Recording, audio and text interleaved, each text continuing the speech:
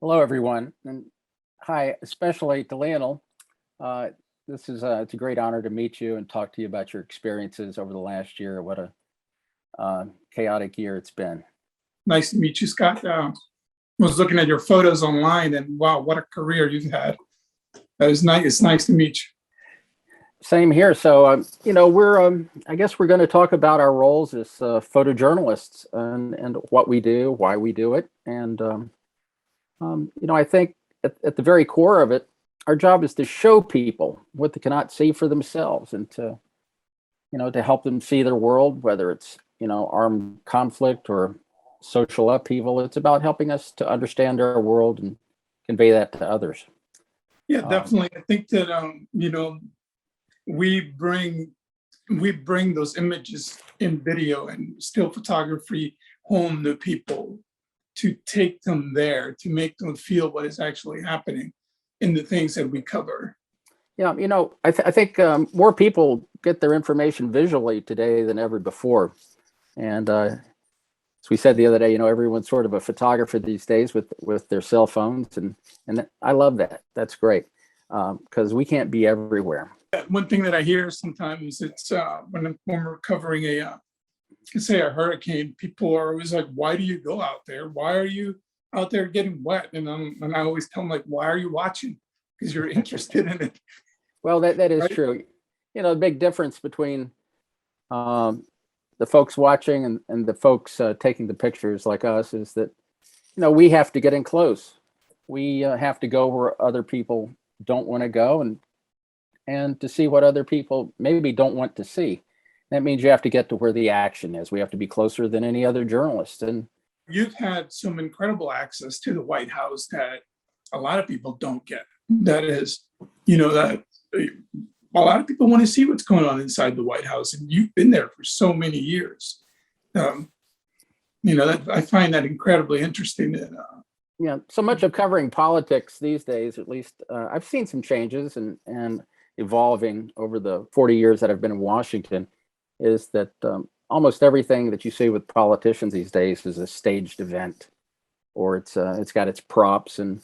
But I feel like we have a responsibility and a duty um, to try to pull the curtain back a little bit to find to show people the reality of the moment and um, again show them something they couldn't see on their own. You'll find a nugget of reality inside the stage situation sometimes. the one special moment I've had recently was being at George Floyd Square during the reading of the verdict. It was pretty powerful to be there, to see the emotion. And I was holding this camera live. I was the live camera at that square, and to see people crying and just being there with them, it was very powerful. People crying and cheering, and it was great to be at that square that day. Well, it goes to the and you're there because you wanted to be there. It goes to the very core of what we are as photojournalists. We have this amazing gift that we've been given to witness the world as it is in our time. And, what could be more important than that? And your role in covering the social justice upheaval of last year was right. You were right at the center of everything. Yeah, it was. I remember the morning that I left for Minneapolis.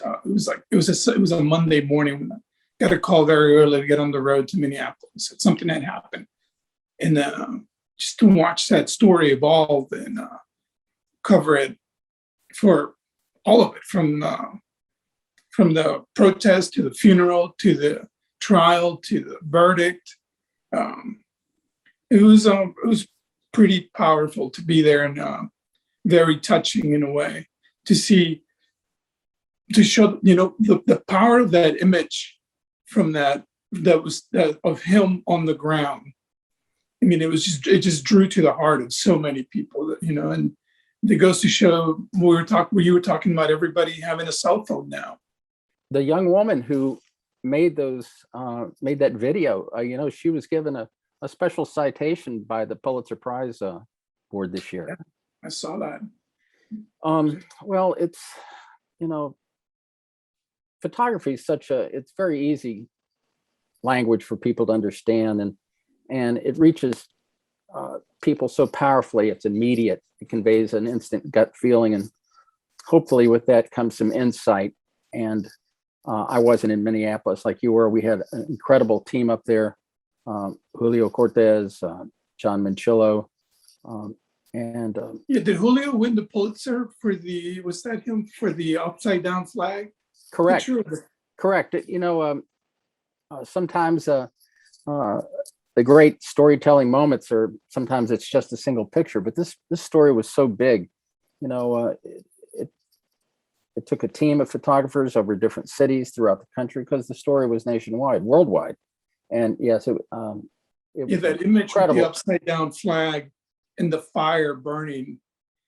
It was so much meaning to it. The when, flag upside down, the fire of that liquor store. mhm. I was there that morning. I remember the guy walking around with the flag, and that one capture, that one moment in time says a lot for what was going on at the time.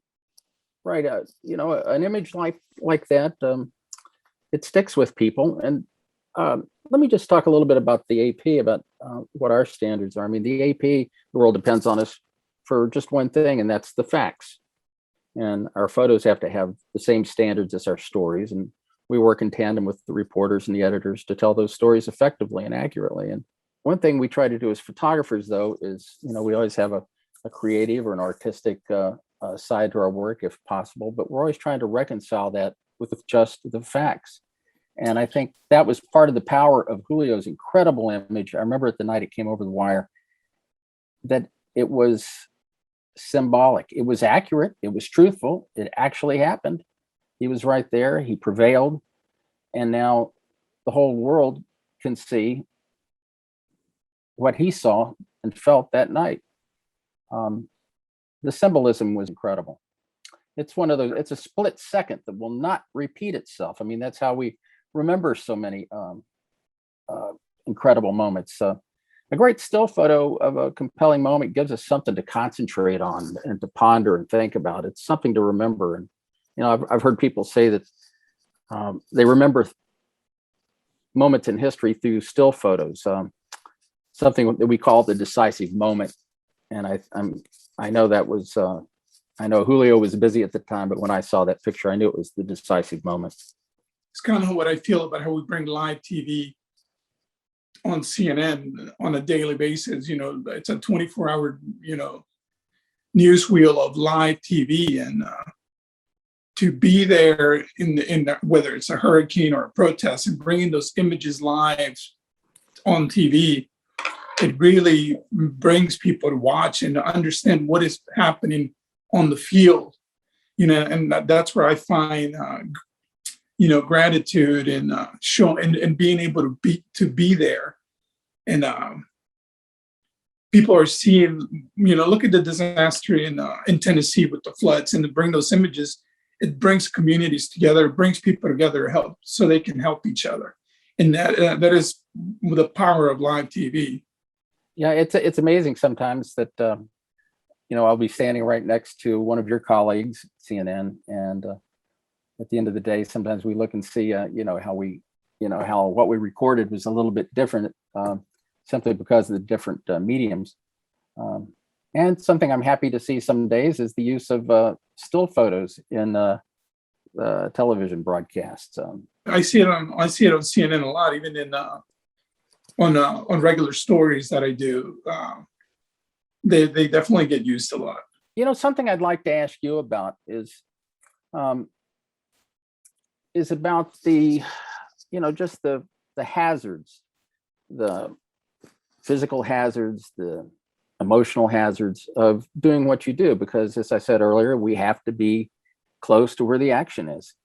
And not only that, there's always others trying to stop us from showing what we see, because they know the power of the pictures. There's a hostility to the facts sometimes.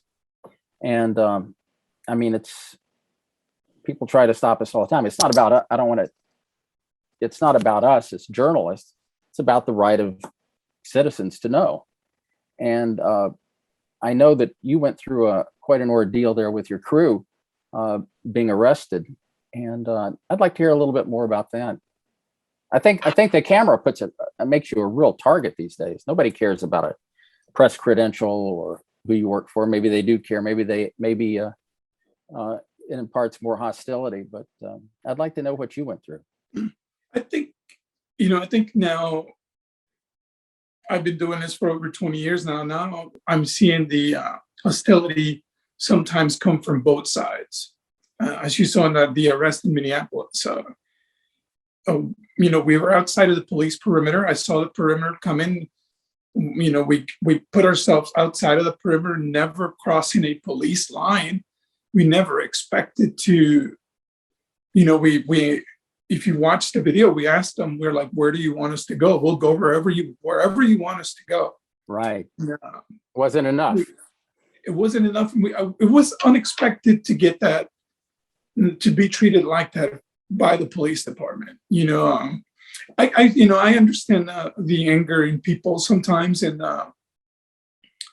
when we're covering these events, and sometimes a nice conversation with them helps. And we usually are able to calm those people down once they get to understand what we're doing there, and how useful we are to them in these events.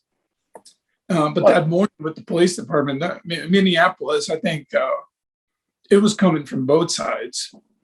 There was got shot in the leg with like a 40 millimeter round by the police, because I know the protesters are not carrying those kind of pellets. Luckily, it hit my phone in my pocket. It completely shattered the phone. Wow. On that same day, I got attacked by a protester with a crowbar, which I blocked with the camera and the monopod. It's just, you have to be alert now, I find, from when you're in these things from both sides. Like, at times I feel like everyone was coming at you. Right. And you can be particularly vulnerable when you've got your eye up to the camera. You can, and because you lock yourself into, you understand what that's like. You're focusing on one person or one image, and you don't see what's coming from behind you. I mean, when you were at the insurrection at the Capitol, right? What did you feel there?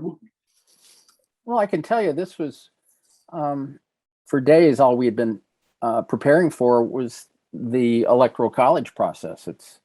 It's probably one of the most important constitutional activities that the Congress carries out every 4 years. And we knew it was going to be contentious, but we also knew that there were going to be these protests in town. What we didn't know was how serious it might be at the Capitol.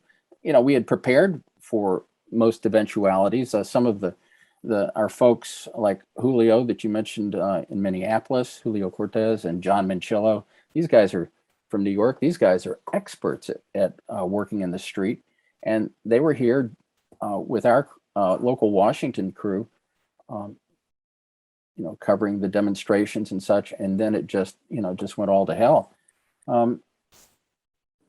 My role is a little bit different. I was inside the chamber, and there was, when the news came out that, not the news, but when it was announced to the Congress by the Capitol Police that the rotunda, the Capitol had been breached, tear gas had been deployed, they began an evacuation process. It was calm, but it was deliberate.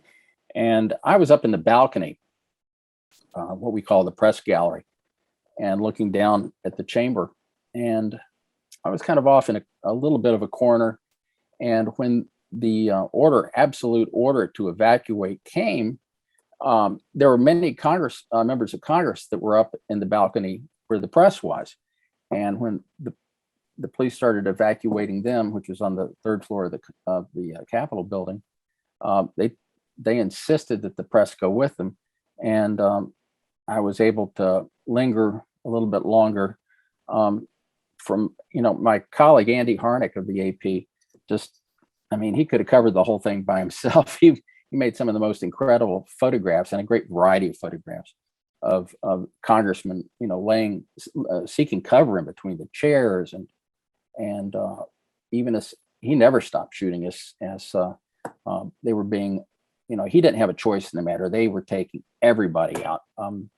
I had a little bit of I don't know if it's a little seniority or depth of experience that brings a focus or a fearlessness, but I wouldn't.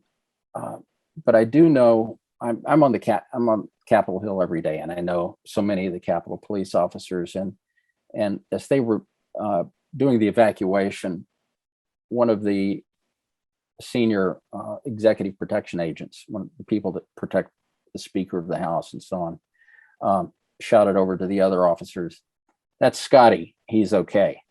So whatever goodwill I had engendered over the years, it paid off, and I knew that if they were able to break through that door, it would be consequential. I mean, they had already stopped the Electoral College. They did what they came to do. But I think, and plus, after a certain point, the doors to the chamber were locked, and so I couldn't get out.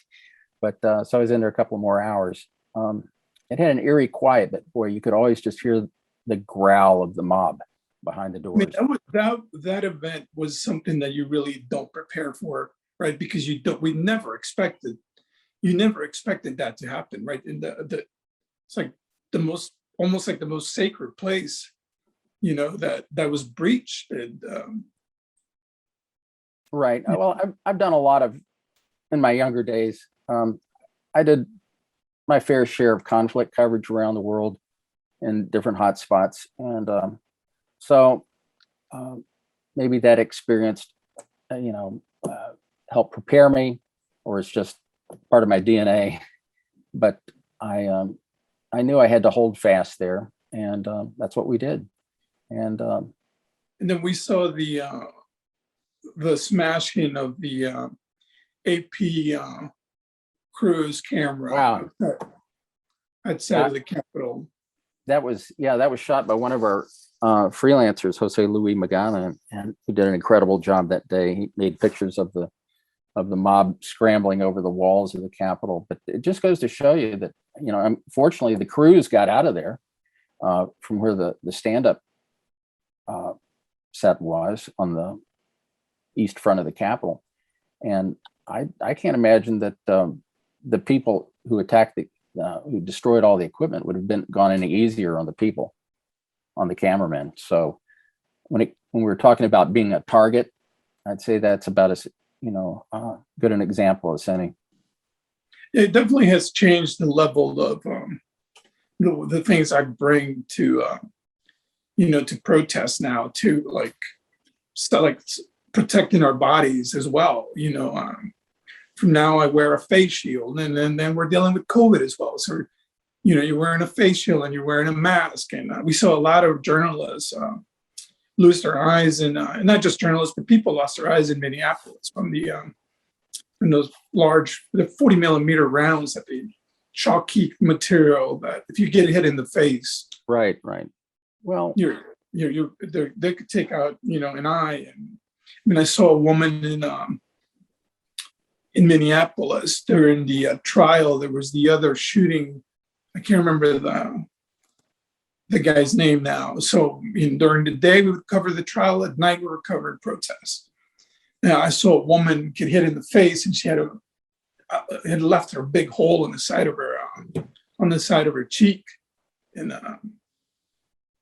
so I think there's a whole nother level of looking now that we have to have now, and protecting ourselves as well, so we don't get injured in these protests and events that we're covering.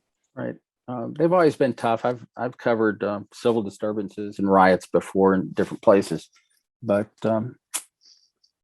emotions are already running high, so it's hard to talk yourself out of getting injured.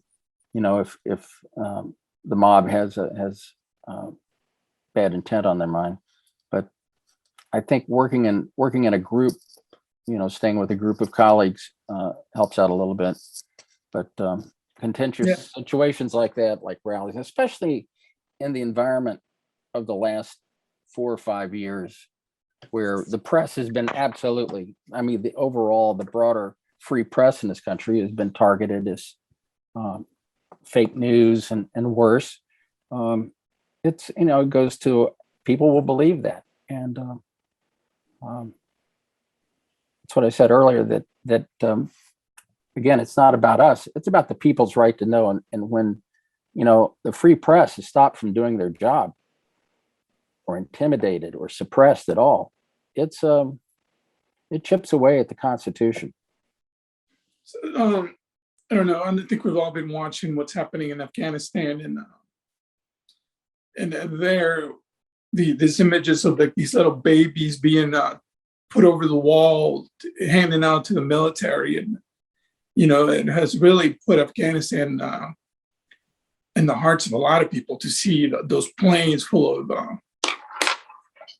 people just clinging to the planes. And Right. I mean, I've never covered anything like that, and to see that myself, it's incredibly powerful. The babies and the people doing whatever it takes to get on these planes.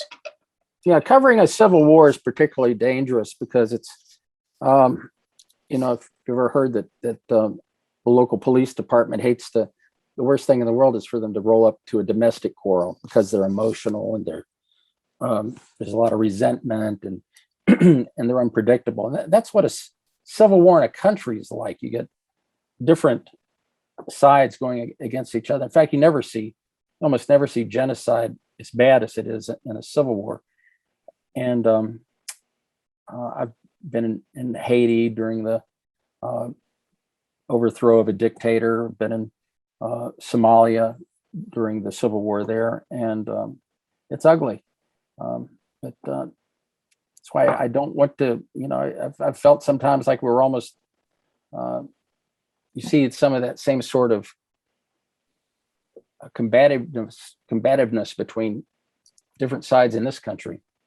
But hopefully what we do, the images we make, the archived footage that you shoot, maybe it'll help understand and explain things as we go along, because we never seem to understand things in the moment.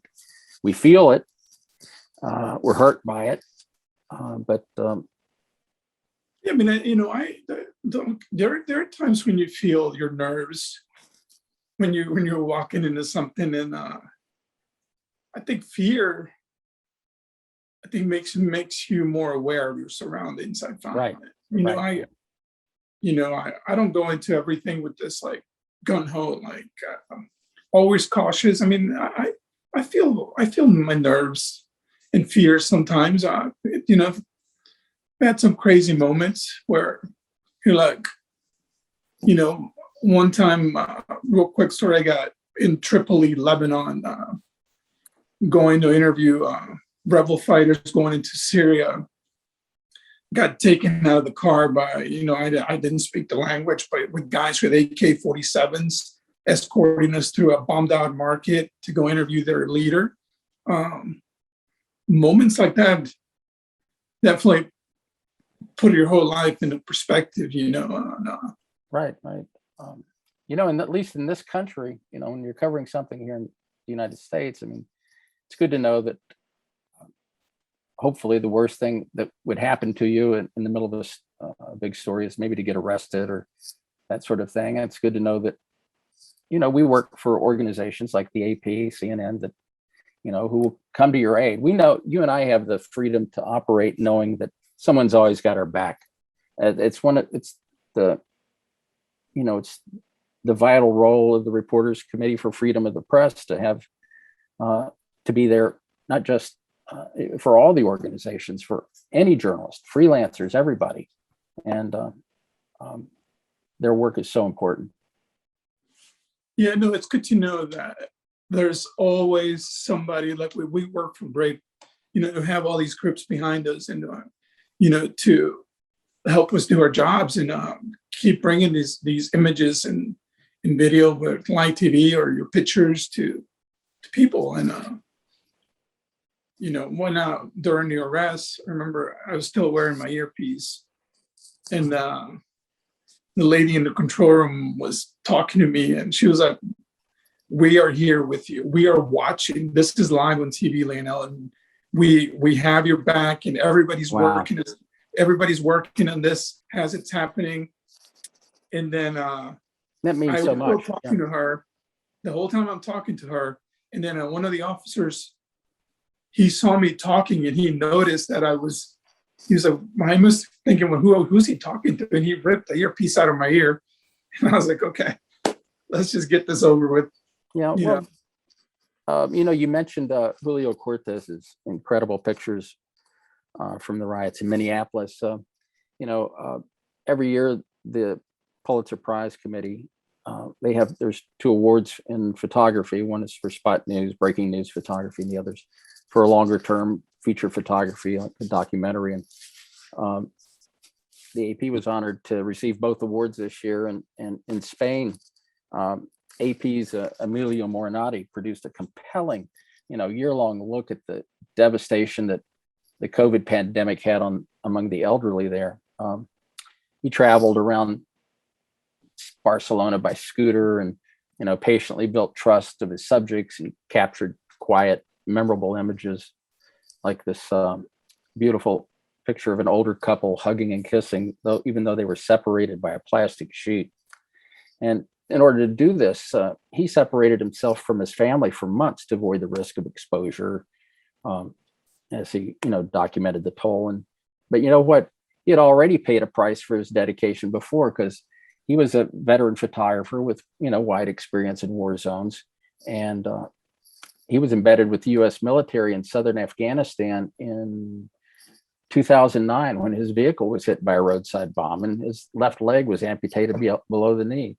And I just think Emilio's, quiet, dedicated work as a documentary photographer, and our team of photographers that covered the social upheaval around the country following the death of George Floyd. Well, these are just shining examples of what photojournalists strive to do. It's to, bring knowledge and understanding to all corners of the world. And yeah, it was definitely to throw a pandemic on top of everything that we were already dealing with it was a crazy year. I mean, I remember staying in these hotels. There's a large Marriott in Detroit where I spent a week. It probably holds, I don't know, 8,000 people. There were only like 15 people in there. yeah, So there were some eerie moments, our my colleagues Julio and John Minchillo that I was talking about earlier, who have traveled around the country to different places to cover the protest. I think before they, like on January the 4th or 5th, before the demonstrations in Washington, we put them up in a hotel near our office, only to find out later that some of the militia members and the far right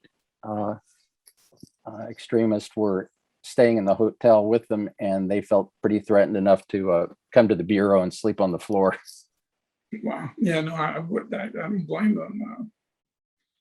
Yeah, I remember it's about exposure and all that to COVID. I remember I left last February. I left for Washington for that nursing home.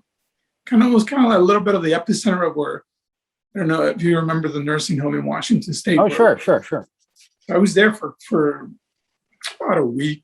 Wow. And yeah, and there was so much back then that we didn't know. We didn't know, and I didn't want to come home to expose my family to being there. So I stayed away for almost 4 weeks. Wow. And then once I felt, comfortable that I have had enough separation from people and not feeling any symptoms, then I finally came home. Right, and the testing wasn't widely available then. No, it's funny that I used to carry a little thermometer with me, like a little digital thermometer that I would check my temperature with all the time. That was back. That was last year, February, March, April. When we didn't know much of how this was spreading. I still have that. I think I'm going to keep that as a souvenir. My little thermometer that traveled with me for a long time. Right, right. Well, back to what the Reporters Committee does. We had a report recently that there were over 400 physical attacks against journalists just recorded in the last year, probably more. And so much of that occurred as the journalists were covering the nationwide protest, and sadly, so much of those responsible for that, they were law enforcement attacks, and where the journalist appeared to be, if not deliberately targeted, certainly no difference seen amongst the protesters. And essentially, not that we have any more rights than any other citizen, but the right to cover the news, the right to inform the public, was suppressed. Whenever you're in jail or you got your handcuffs on, you can't be doing your job as a journalist. So this year, at least, the need for more support and protection for journalists has been absolutely clear. And at least the Reporters Committee is absolutely committed to providing that protection, providing that support, and paving the way for us to do our jobs. Yeah, can you talk a little bit more about things that the committee has helped with journalists and? Well, so much of it is quiet work. Things that, you and I both work at the news gathering level. Our feet are on the ground. If someone wants to impede our work as journalists, it's usually right in our face. So much, of the erosion of our ability to do our jobs as journalists in this country, it's rather insidious. It's been building, and it comes in the form of lawsuits, of restraints, of all kinds of legal action to diminish access. If you can't have access to what you want to cover, then it's the same as not being allowed to cover it. So they're always in the process of working with all the news organizations to, if they need to file an amicus with the court to show an organized support for our endeavors. They're always doing that. They're always on the lookout, and they help in areas where not everybody, like the New York Times or CNN or the AP, not everybody has attorneys. And I know we've had a great effort in recent years for rural journalism to help at smaller newspapers throughout the country, places that don't always have a general counsel available. It's been great talking to you, Scott. A lot of times we don't talk about our experiences, and to open up about things that we cover and see with another fellow photographer. It's good to talk about that. We have similar experiences, and it's nice to let it out sometimes, right? Right. I grew up in a rural area of Kentucky when I was a kid, and thanks to the AP, I've been able to travel the world and witness history firsthand. And what an opportunity. It's been an honor, and I appreciate the recognition tonight, but this is really about the work of the Reporters Committee and the incredible, vital work that they do, and how great it's been to have this conversation with you, Leonel. And I hope I see you again soon, but under friendly Yeah, conditions. I'd love to get some coffee with you one day, and Right out. come to DC. We have so many people in DC. I don't make it out there too much. I know, I understand. Well, I'm sure you know some of my buddies out there. absolutely. I'm probably going to see him this afternoon. Yeah.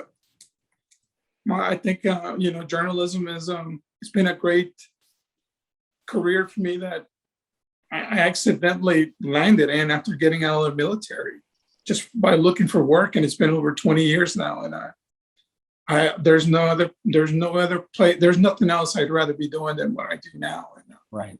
bringing these live images home to people. Well, a great experience. we're journalists in the United States are afforded an amazing privilege under the First Amendment. And Sure. so I think what we should always be trying to do is to be deserving of that, and think about that as we go out and to cover the world around us and chronicle the times we live in.